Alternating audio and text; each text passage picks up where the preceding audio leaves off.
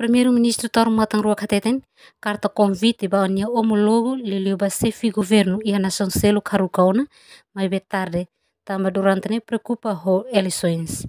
Primeiro-ministro hato questão ne ba jornalista, bahir rematas normal o presidente da República Francisco Guterres Lolo e o palácio presidente Ibero Pite Quinta ne. Primeiro-ministro mas já agora quando vai, se maximais. Como é que ela que especula? Normalmente o 26 tem que sair antes de vencer. E Daniel sai tarde. Também temos eleições, então a lista sai tarde.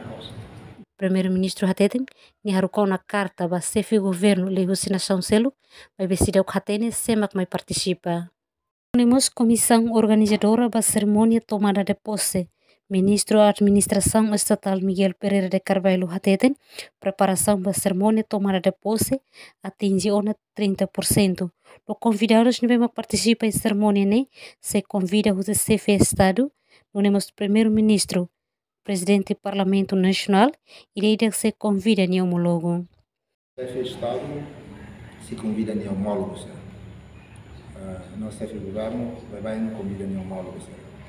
Então, nós vamos escolher o presidente do Parlamento Nacional. O presidente do Parlamento Nacional se convida a homólogos. Agora, a aula dela até vai ter se não está se convida porque a informação que sai sobre o gabinete.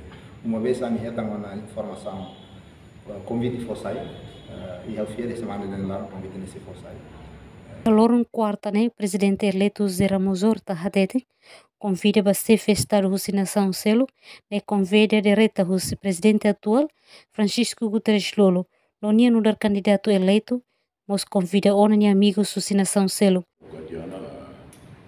Convite pessoal ou a minha carta pessoal assim dá uma grupo de WhatsApp não conhece assim dá uma colher telefone ele confirma mais e mas há um encontro embaixador se todo ASEAN embaixador se todo encontro que todo a ilha que falta.